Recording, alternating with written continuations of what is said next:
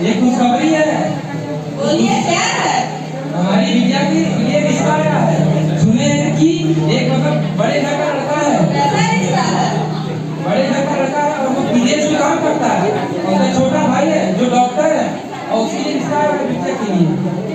वो सब तो ठीक है जी, रिश्ता बहुत बड़े घर से है, उनकी डिमांड भी तो बहुत ज्यादा होगी।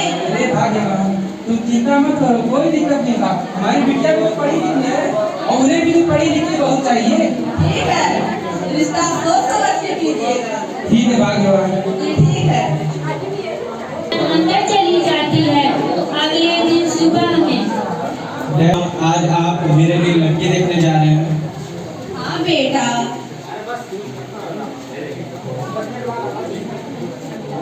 चलो वो सब तो ठीक है, लेकिन लड़की की दहेज भी तो मिलना चाहिए, जिससे हमारे परिवार की प्रतिष्ठान बढ़ी रहे और हमारी शादी में नाक ना कटे।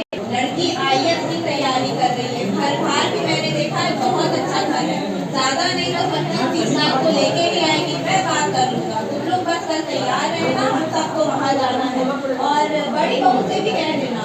और पूजा उसने दिखी नहीं, वो कहाँ है? वो तो जिम गई है, बस आती ही होगी। जी ठीक है, लेकिन सब तैयार रहना कल सुबह, ठीक है? हमें टाइम पे वहाँ जाना है। फिर मिलते हैं। किरण, सब तैयारी हो गई है शादी की? वो लोग कल आते ही होंगे। हाँ हाँ, सब तैयार ही है। ठीक है, और पुष्पा बेटी कहाँ है? वो तैयार है ना? वो भी तैयार ही हो रही है। पर आते हैं। अरे नमस्ते भाई साहब।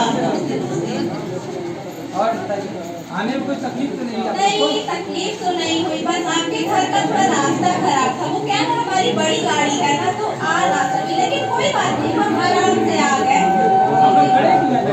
क्योंकि आप लोगों ने बैठने के लिए पूछा ही नहीं। अरे अरे, ये हमारी छोटी इकलौती बिटिया है, कुछ भी बोल देती है, बुरा ना मानिएगा आप लोग थोड़ा। चलिए आप लोग बैठिए, मैं अपनी पत्नी को बुलाता हूँ। अरे आप लोग आ गए, नमस्ते नमस्ते। नाश्ता उस्ता का व्यवस्था करो और पुष्पा बिटिया कहाँ है? उसको लेके आओ। हाँ हाँ, सब तैयार है, पुष्पा भी आ रही है। बेटी फूला, पुष्पा बोला।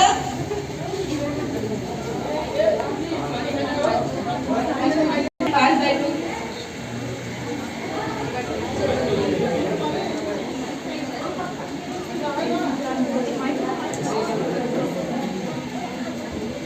ये भी कोई चाय है? ऐसी चाय पी जाती है, मीठी भी नहीं है। अरे अरे, आप लोग बुरा न मानिएगा, वो हमारी बहू बहुत मॉडर्न है ना, खाई नहीं पीती है, ये सब चाय की आदत नहीं है। कोई बात नहीं, आप लोग बुरा न लगाइएगा। और बेटा, सुना है आप IAS की तैयारी कर रही हो? चलिए वो सब तो ठीक है, लेकिन घर के काम पर तो आते हैं ना, घर को खाना बनाना, झाड़ू पोछा। जी जी, मुझे सारे काम आते हैं। हमने अपनी बेटी को सब सिखाया है। अरे वो तो ठीक है, लेकिन फिर भी खाना पीना बनाना तो आना चाहिए, आखिर आगे चल के वही तो करना है। और बेटा आकाश, तुम्हें कुछ पूछना है तो पूछ लो।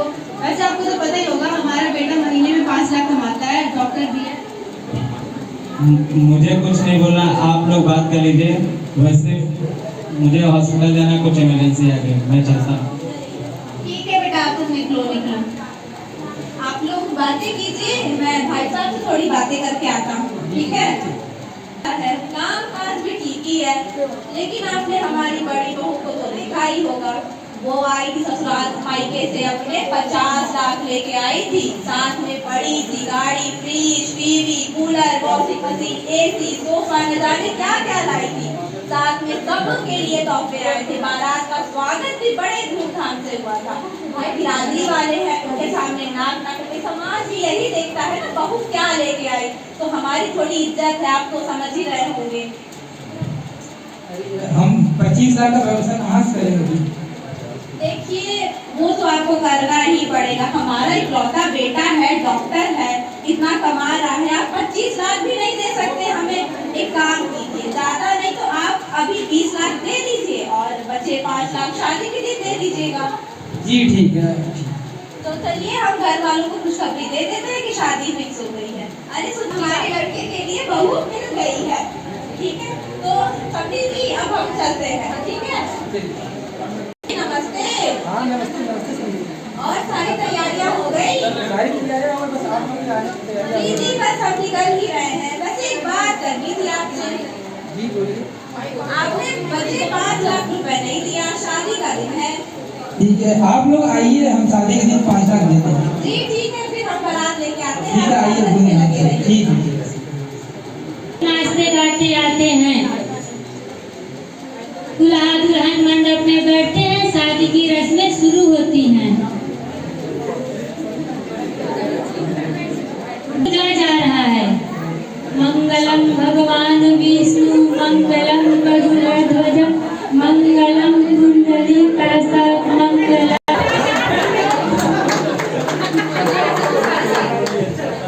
अरे ऐसे तो शादी की सारी रस्में हो जाएंगी और बचे 5 लाख भी नहीं मिलेंगे, कुछ कीजिए। उनको मैं बोलता हूँ। पंडित जी ये शादी क्यों रोका है समधी जी? आपने कहा था आप हमें 25 लाख देंगे, आपने 20 लाख दिए, बचे 5 लाख कब देंगे आप? अभी पैसा का व्यवस्था नहीं हो पा रहा है, कहाँ से हम करेंगे? वो सब हम नहीं जानते, आपको बोलने से पहले सोचना चाहिए था। आपकी बेटी की शादी हो जाएगी, मत्थे हमारे मर देंगे, 5 लाख लेके आएगी नहीं तो हम क्या समाज दिखाएंगे अपने मुंह को? अरे संधी शादी कर लीजिए, मतलब वो पैसा। नहीं नहीं नहीं, हमारा इकलौता बेटा है, डॉक्टर है, इतना पढ़ाया लिखाया, बहू बस 20 लाख लेके आएगी। समाज में कुछ इज्जत है हमारी, वो हम नहीं बर्बाद होने दे सकते। ये शादी नहीं होगी। हाँ बेटा चलो, पंडित चलिए आप भी।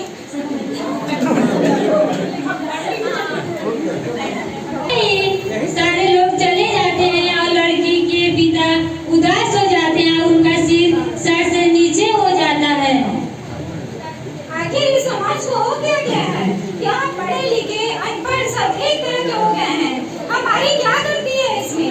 यहाँ एक पिता अपनी बेटी की शादी में अपनी सारी कमाई लगा देता है, फिर भी समाज उन्हें धिक्कार देता है।